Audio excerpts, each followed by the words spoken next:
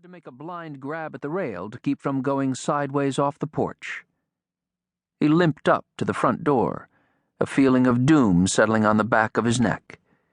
His leg tingled painfully, and he could feel the noise of the house and the vibration of the boards beneath his feet. A hand-lettered sign next to the front door commanded, "Wipe your feet," and Golden obediently scuffed the soles of his boots on the rubber welcome mat. He took a few deep, motivational nose breaths, put his hand on the doorknob, but couldn't find the will to give it a turn. There was no getting around it. He was afraid. Afraid that, finally, the truth had been discovered, that he had been exposed as a sneak, a cheat, a liar.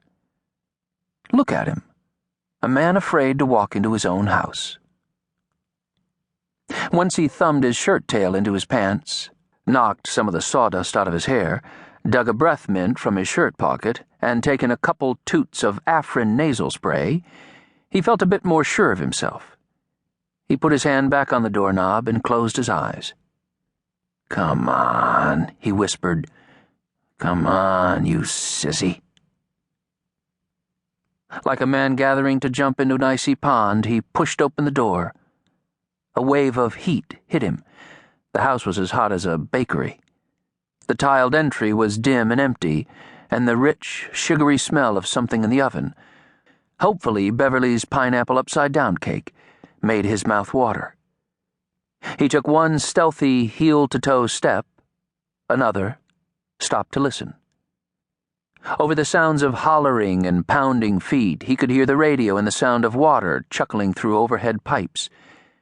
Normally, there would have been a crush of children waiting at the door, all of them shouting at once, pulling at his clothes and asking him what he'd brought them, the little ones standing on their heads or displaying some new bruise or scab. "Look at me! Look at me!" And the wives hanging back, waiting for their chance to lay their claims on him, each one of them a burning spotlight of attention and need. But for the first time in his memory, there was no one there to greet him. He was all alone, and it unnerved him. He listened, trying to get a sense of what he might be facing. A door slammed.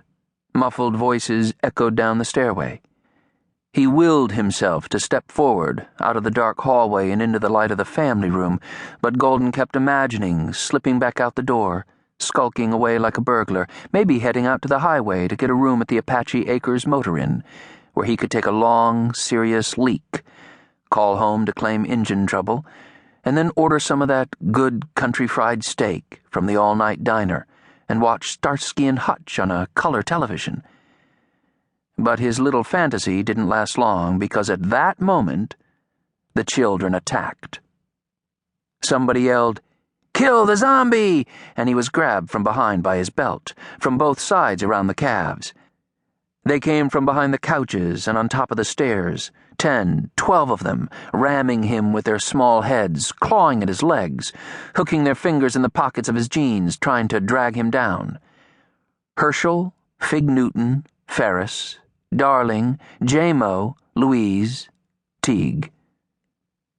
There were the second twins, Sybil and Deanne, and the three stooges, yipping like mariachis.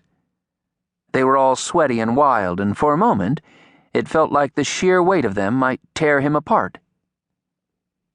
On another night, Golden might have gone along, moaning like a cartoon mummy, flailing his arms in mock undead rage, falling with them onto the carpet of the living room floor, wrestling and tickling and kissing. But not tonight. No way. He locked his knees and went stiff, hoping to outlast them. But they hung on, screaming with laughter, egging each other on. 11-year-old Rusty, who was, as his mother called him, hefty, and getting too old for this kind of thing, slipped from his hiding place behind the curtains and leapt off the piano bench onto Golden's back, nearly bringing the whole pile down. "Okay now," Golden grunted. "Let's try not to overdo it." He was whacked across the shins with a plastic samurai sword, and it felt like someone was trying to take a bite out of his kneecap. At first, he offered no resistance, did a little more than stand there and take the punishment as his due.